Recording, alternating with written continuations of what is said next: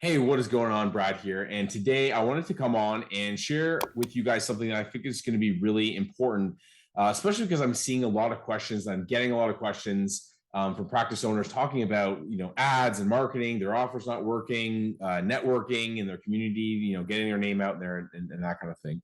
And the reality is that most practice owners shouldn't be worried about marketing, paid ads, networking, get their name out there.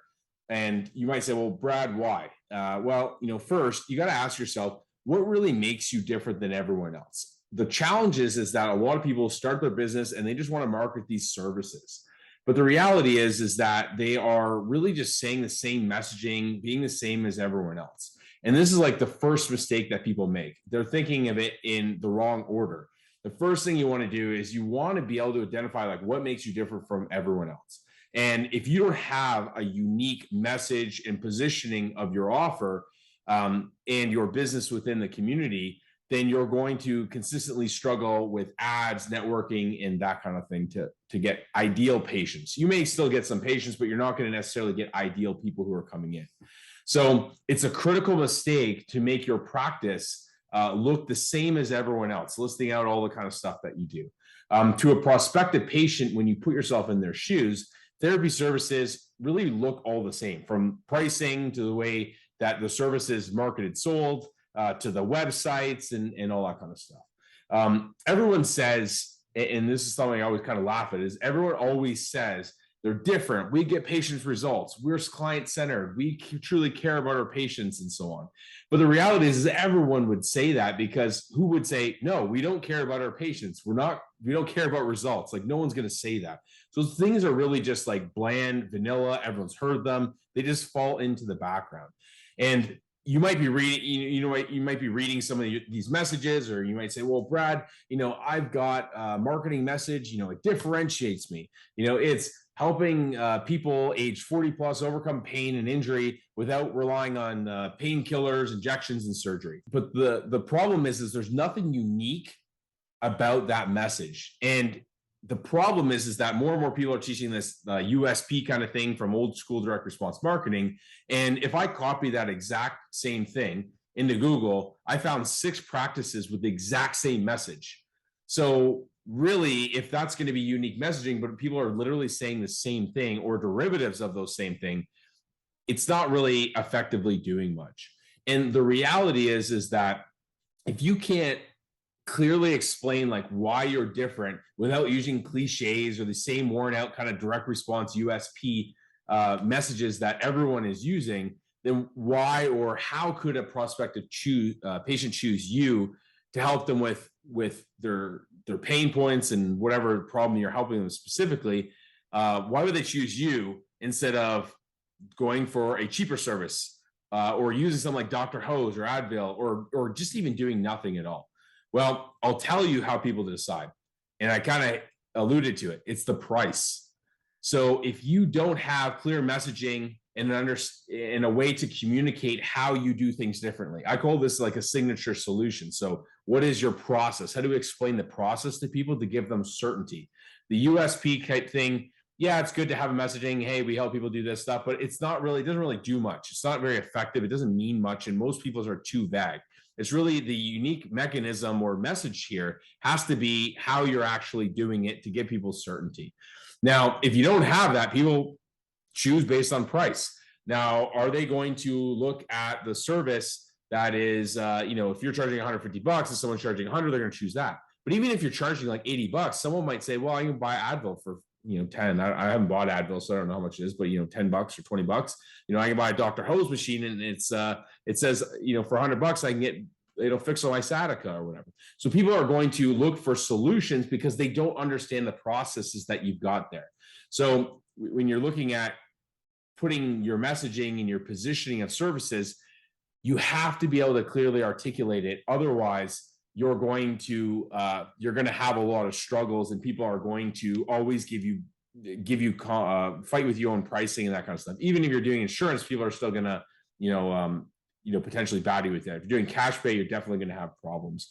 So your messaging, your positioning of the service, and how you're framing like your what I call signature solution, or the process of what you do, should be the cornerstone of the business. And this relates into the patient success journey that I talk a lot about, of how do we clearly articulate and move people from each stage to the next. It should be congruent across the entire business, addressing not only why prospective patients should work with you, but also how to strategically position yourself within the community so that the ideal patients can easily find you and are magnetically attracted to that process because it makes sense to them, because it gives them clarity, is really a key component here. Almost all practitioners that I talk with are struggling with this, even at higher level clinics. I have clinics that I work with, a lot of them, where they're doing $150,000 a month, $200,000 a month, but they never truly dial in their unique positioning of their service, their messaging, how they're set up within the community.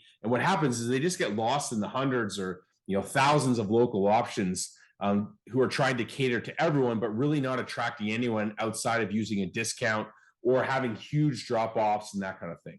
So the reality is that most practice owners, clinic owners, settle for being average when they could be a much, much more.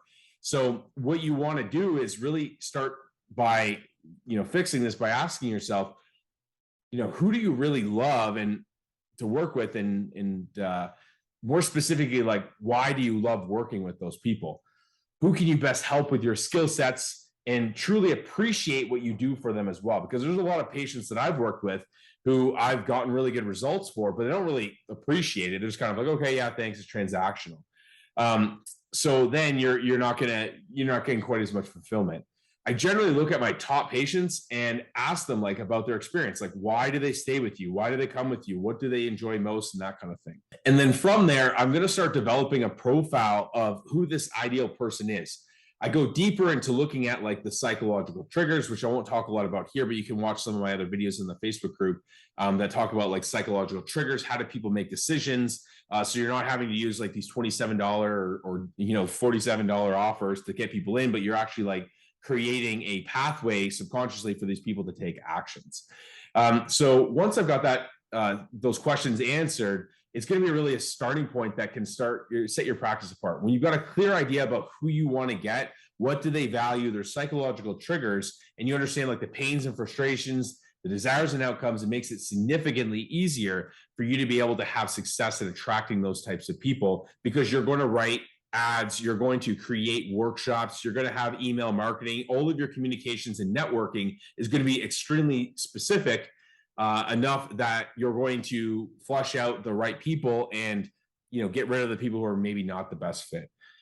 So once you've got that all dialed in, the next step is really taking the information, funneling it together, and creating profiles. I like to create profiles of people. I've got 3 main profiles that I'm looking for, and I have my ideal patient of who I want here.